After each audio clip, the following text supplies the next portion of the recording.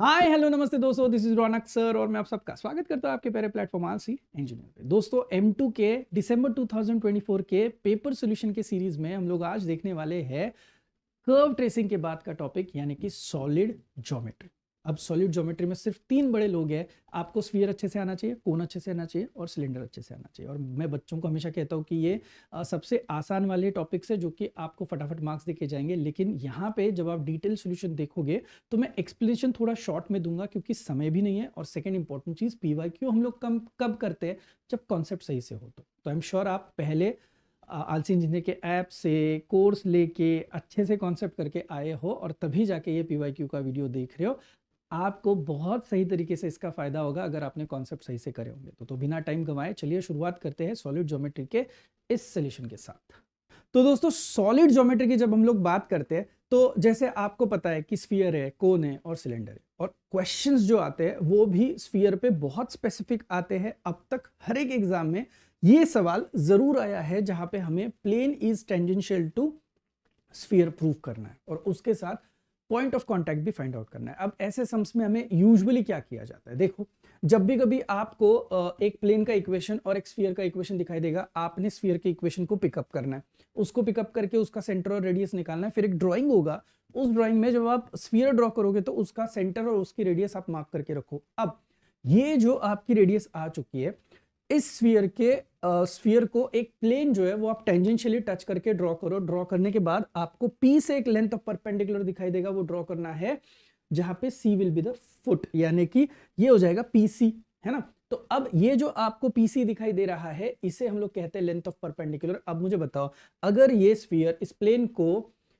Touch कर रहा है तो in that case it is clear है कि भाई ये जो रेडियस और ये जो आपका लेंथ ऑफ परपेंडिकुलर है वो सेम होना चाहिए। अब लेंथ ऑफ परपेंडिकुलर का फॉर्मूला क्या है, लेंथ ऑफ परपेंडिकुलर का टेक्निकली मैं बताता हूँ जो फॉर्मूला है वो किस तरीके से है। आपको सबसे पहले तो कोई भी लेंथ नेगेटिव नहीं रहती, इसलिए वहां पे क्या देना है, डिटर्मिनेंट का साइन देना है, यानी कि मतलब मॉड का साइन देना है। अब यहाँ पे हम लोग करते क्या है, देखो, जो भी आपकी इक्वेशन है, इक्वेशन आपको दिखाई दे रही है, बस वहां पे 2x1 minus y1 minus 2z1 minus 4 upon under root of इनके जो कोएफिशिएंट्स है उनके हमें बस स्क्वायर करने, यानी कि 2 का स्क्वायर होगा, -1 का स्क्वायर होगा और -2 का यहाँ पे स्क्वायर होगा। अब मॉड क्यों दिया है, क्योंकि लेंथ कभी नेगेटिव नहीं होती है। अब x1 y1 z1 पे क्या पुट करोगे, तो जो आपका यहाँ पे C के नोटेशन है वो x y और z करके आपको यहाँ पे सब्स्टिट्यूट करने हैं। ये पुट करने के बाद आपको यहाँ पे क्लियरली लेंथ ऑफ परपेंडिकुलर मिल जाएगा, that is clearly equal to 3। अब ये तो पता चल चुका है कि length of perpendicular is equal to radius is equal to 3, तो आप यहाँ पे क्लियरली बोल सकते हो कि आपका प्लेन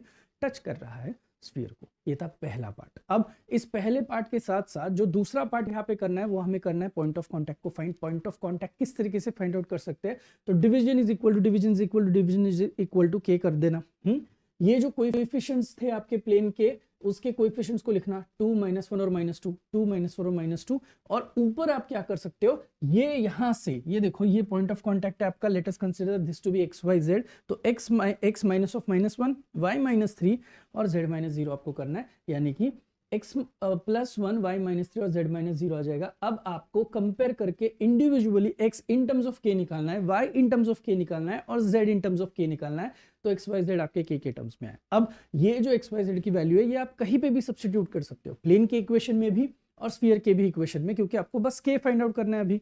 अब आसान क्या है इन दोनों में से, प्लेन की इक्वेशन, तो प्लेन की इक्वेशन में फटाफट पुट करो। सिंप्लीफाई बहुत अच्छे से करना पड़ेगा, प्लस माइनस साइन में कोई कंफ्यूजन मुझे नहीं चाहिए। ये सब कुछ करने के बाद आपको यहाँ पे k इज इक्वल टू कितना मिल जाएगा, 1 मिल जाएगा। As soon as you get this as your answer, k is equal to 1 आपको यहाँ पे मिल गया। उसके बाद आपको नेक्स्ट स्टेप में क्या करना है, ये k की वैल्यू इधर पे पुट करके आपको आपके x y z निकाल के देने हैं। मतलब technically if you ask me, x is equal to क्या आ जाएगा, आप खुद मुझे बता दो। देयरफॉर करूं अभी, x इज इक्वल टू, खुद बताओ, k की जगह पे 1 पुट किया तो ये आ जाएगा आपका 2 - 1 यानी कि 1, है ना। y इज इक्वल टू कितना आ जाएगा, k की जगह पे 1 पुट करो तो y is equal to 2 and z is equal to कितना आ जाएगा, देखो 1 पुट करने के बाद it will be equal to कितना आएगा, -2। It is as simple is that. इतने सही तरीके से आप इसको सॉल्व कर सकते हो। ये था आपका पहला सम। अब ये देखो, ऑलरेडी वैल्यू आपको मैंने यहाँ पे निकाल के दी थी, करेक्ट। नेक्स्ट क्वेश्चन बी, जहां पे आपको जो सम आया हुआ है वो आया है राइट सर्कुलर कोन का, यानी कि आरसीसी का सम आया हुआ है। ये सम बहुत फेमस है, ऐसे सम्स बहुत बार रिपीट फॉर्मेट में आते हैं, but the only form is इसका सिंप्लीफिकेशन। आपको पता है मैंने खुद ने भी इसका वीडियो ऑलरेडी एक बार ही डाला था, लेकिन डालते हुए क्या हुआ, मेरे से ये वैल्यू कम ज्यादा हो गई, और एक वैल्यू कम ज्यादा हुई तो सिंप्लीफिकेशन में आप गए भाई काम से। तो बहुत शांति से करना होगा, जितना समय जा रहा है पूरे मार्क्स भी उतने आने चाहिए, इस हिसाब से सोचो। तो हमें वर्टेक्स दिया हुआ है 0 0 0, सो ड्राइंग मेरे पास है, वर्टेक्स हमें दिया हुआ है any point on the generator is x y z, और उसके साथ साथ सेमी वर्टिकल एंगल दिया हुआ है that is alpha is equal to pi by 4, और x बाय -2, y बाय 1 और z बाय कितना लिखा हुआ है -2। ये जो मुझे -2, 1 और -2 मिल चुके हैं, ये मिले अभी यहाँ पे मुझे drs ऑफ एक्सिस। अब drs ऑफ एक्सिस मेरे पास है, सेमी वर्टिकल एंगल मेरे पास है, और यहां से मुझे और एक drs ऑफ जनरेटर का सेट मिल जाएगा, x -0, y -0, z -0। भाई बात खत्म। बहुत फेमस सा फॉर्मूला है cos अल्फा वाला, that is a1 a2 plus b1 b2 plus c1 c2 upon under root of a1 square plus b1 square plus c1 square under root of a2 square plus b2 square plus c2 square. ये cos alpha, alpha की जगह पे पाई by 4 डालो, cos pi by 4 की value आती है 1/√2, और यहाँ पे आपके सारे के सारे drs के कॉम्बिनेशन आप जब डालोगे और जब यहाँ पे यहाँ तक आओगे, इसके बाद आपको स्क्वायरिंग बोथ द साइड जब करोगे तो √9 का हो जाएगा 9, यहाँ का रूट हट जाएगा और यहाँ पे हो जाएगा स्क्वायर, और यहाँ पे 1/2। हमेशा याद रखो तीन चीजें आपको कभी नहीं भूलनी है जब आप इसकी प्रैक्टिस करोगे। एक तो आपको x plus minus y bracket square बहुत अच्छे से आना चाहिए, x plus minus y plus minus z bracket square बहुत अच्छे से आना चाहिए, और मैं तो ये हमेशा कहता हूँ कि a plus minus b plus minus c plus minus d bracket का स्क्वायर भी आपको बहुत अच्छे से आना चाहिए। तो ये चीजें, ये तीन फॉर्मेट्स बहुत अच्छे से प्रैक्टिस करोगे ना, तब जाके आगे का काम सिंप्लीफाई होगा। ये देखो यहाँ पे a plus b plus c bracket square use हुआ है, बहुत मेहनत लगती है, एक एक टर्म प्लस माइनस साइन इनका सबका कंसिडरेशन करके, मल्टीप्लिकेशन सही से करके, सब कुछ लेफ्ट हैंड साइड में लेके फिर सिंप्लीफाई करके आपका यहाँ पे कुछ ना कुछ आंसर दिखाई देता है दोस्तों, and that answer is your final answer. Are you guys really getting my point? अब लिखते हुए जैसे मैं हमेशा कहता हूँ, थोड़ा 19-20 मिनट से हो सकता है, it is all about concept जो कि आपके एकदम, ना बैकलॉग का डर ना रिजल्ट की चिंता। अब इंजीनियरिंग में सिर्फ स्कोर ही स्कोर होगा। Top class learning, hand written notes, solve PYQs, strategy sessions, doubt sessions, 1-to-1 teacher interaction के साथ अब university wise curated, updated, pre recorded courses आपको मिलेंगे आल्स इंजीनियर के ऐप पर, trusted by 2 lakh plus students. Join us, download the app now. Thank you. देखते, find the equation of right circular cylinder having its radius 4 and equation of the axis as x plus 1 by 1 is equal to y plus 1 by minus 1 is equal to z plus 1 by 1। इस question को आप देखोगे तो ये cylinder का question है। जब हम लोग किसी भी सिलेंडर को ड्रॉ करते हैं तो आपको यहाँ पे 3 पॉइंट्स कंपलसरी लेने हैं जब आपको ऑलरेडी रेडियस दी जाती है तब, राइट। अब आपको पता है यहाँ पे सर्कुलर पार्ट रेडी हो रहा है, तो ये जो पार्ट आपका रहेगा, ये जो फुट ऑफ परपेंडिकुलर ड्रॉ किया हुआ है, that will always be your radius, जिसकी लेंथ ऑलरेडी दे चुके हैं हम लोगों को, दैट इज 4।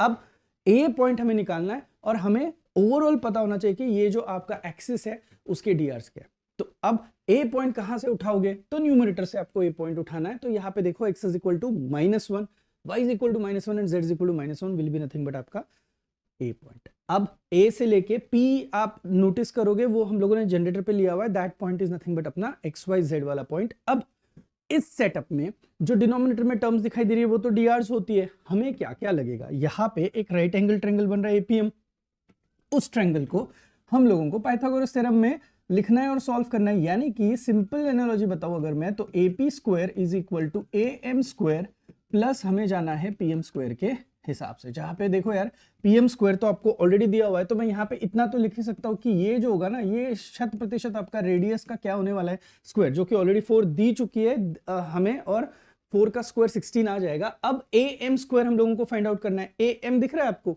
AM कैसे फाइंड आउट कर सकते हो? मीन वाले काम करते हैं हम लोग, उसके पहले देखते हैं कि AP स्क्वायर किस तरीके से फॉर्मूला निकलेगा। तो यहाँ पे आपको सिर्फ और सिर्फ डिस्टेंस फॉर्मूला यूज करना है। डिस्टेंस फॉर्मूला तो आप सभी को पता ही है, तो डिस्टेंस फॉर्म आप यहाँ पे यूज करके उसका यहाँ पे स्क्वायर वर्जन यूज कर सकते हो। यानी कि AP निकला डिस्टेंस फॉर्मूला से, PM निकला रेडियस से, और अब बचता है AM, जिसको फाइंड करने के लिए आपको यहाँ पे कंपल्सरी प्रोजेक्शन फॉर्मूला यूज करना पड़ेगा।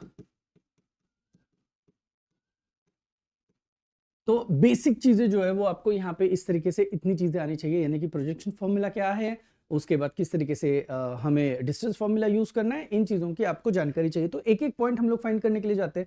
सबसे पहले तो यार XYZ be the point of the generator करने के बाद हमें यहाँ पे डीआरस मिल चुके हैं एक्सिस के, उसको लेके हम लोग डीसीज बनाएंगे। डीआर को डीसीज में कन्वर्ट क्यों करना है, क्योंकि जो हम लोग प्रोजेक्शन फॉर्मूला यूज करते हैं उस प्रोजेक्शन फॉर्मूला में हमें जरूरत पड़ती है कि हमें डीसी लिखने हैं, एल को, एम को और एन को। तो प्रोजेक्शन फॉर्मूला आपका रेडी हो जाएगा।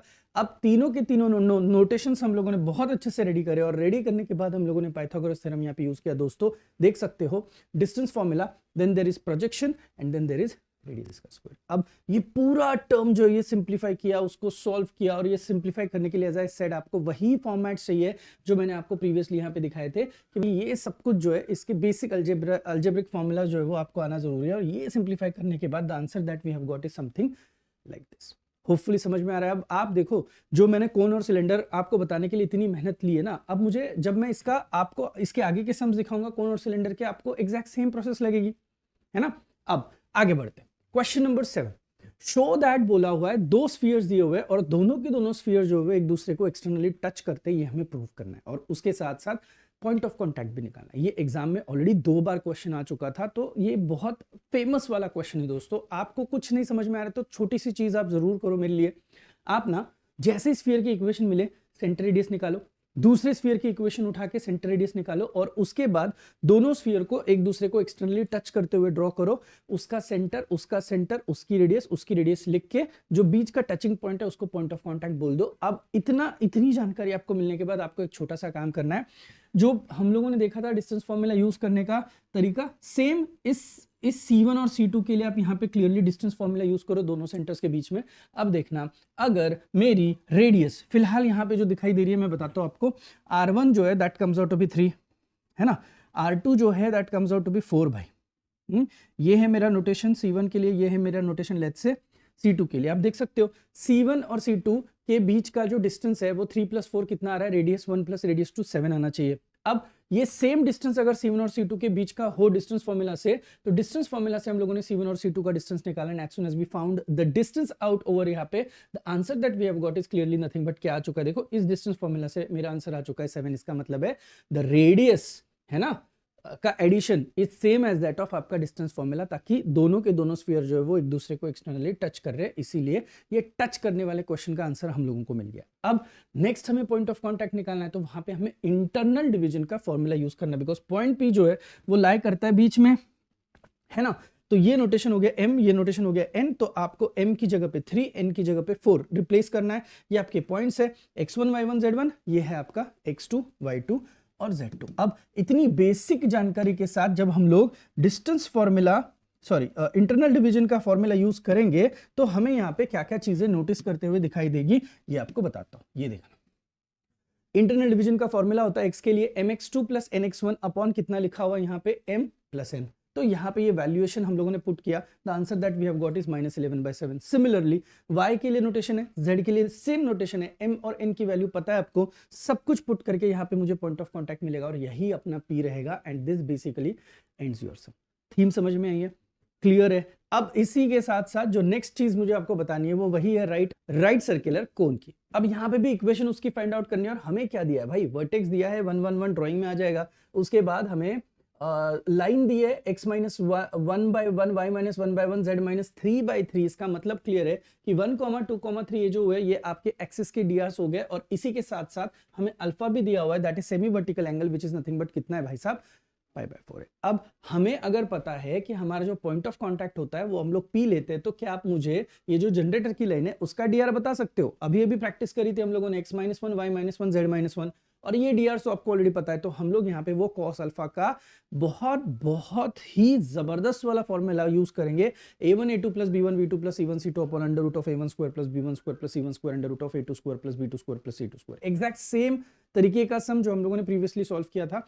cos π/4 की वैल्यू आती है 1/√2, ये वैल्यू यहाँ पे पुट करी। अब ये सब कुछ यहाँ पे आप देखोगे, सिंप्लीफाई करोगे, स्क्वायरिंग बोथ द साइड्स करोगे और सिंप्लीफाई करने के बाद the answer that you finally get, बहुत प्यार से सिंप्लीफाई करो बिकॉज 1 2 3 4 टर्म्स बनती है यहाँ पे, 4 टर्म्स का स्क्वायर है। सो a + b + c + d को तोड़ ताड़ के मैंने बताया हुआ है, या फिर मैं यूजुअली करता हूँ एक सेट, इस पूरे सेट को a इमेजिन करो, पूरे सेट को b इमेजिन करो, आपको आंसर जाना शुरू हो जाएंगे। और ये रहा आफ्टर सिंप्लीफिकेशन आपका आंसर। 2 सम्स प्लीज प्रायोरिटी पे सॉल्व करके देखो कि आपको सिंप्लीफिकेशन आता है या नहीं। बहुत टाइम कंज्यूमिंग है दोस्तों। And then again same question right circular cylinder के बारे में, रेडियस दी है क्या, देखो हाँ बिल्कुल दी है। सर हमें एक्सिस इज द लाइन के बारे में दिया है क्या, देखो हाँ बिल्कुल दिया है। तो हमें सबसे पहले तो यहाँ पे जो राइट एंगल ट्रायंगल बन रहा है उसके तीनों लाइंस के हम लोगों को नोटेशंस निकालने हैं, वो हम लोग इजीली निकाल सकते हैं। होपफुली आपको ओवरऑल जितना बताना था वो सब कुछ समझ में आ चुका है इस पर्टिकुलर यूनिट के बारे में, दिसंबर 2024 में जो पूछा था। दोस्तों ये था थोड़ा सा डिटेल्ड एनालिसिस। मैं वापस बता रहा हूँ, कॉन्सेप्ट क्लियर हम लोगों ने इसमें नहीं करे, बिकॉज कॉन्सेप्ट क्लियर कर आप सिर्फ एक पेपर करोगे और आपका कॉन्सेप्ट क्लियर होगा, ऐसा बिल्कुल नहीं होने वाला है। आपको मैंडेटरी है कि आप बहुत अच्छे से कॉन्सेप्ट करो और उसके बाद इस पेपर को पूरा एनालिसिस जो है वो देख लो, आपको बहुत मजा आएगा। होपफुली वीडियो आपको समझ में आया है। मिलते हैं नेक्स्ट वीडियो के लिए, तब तक के लिए थैंक यू सो मच।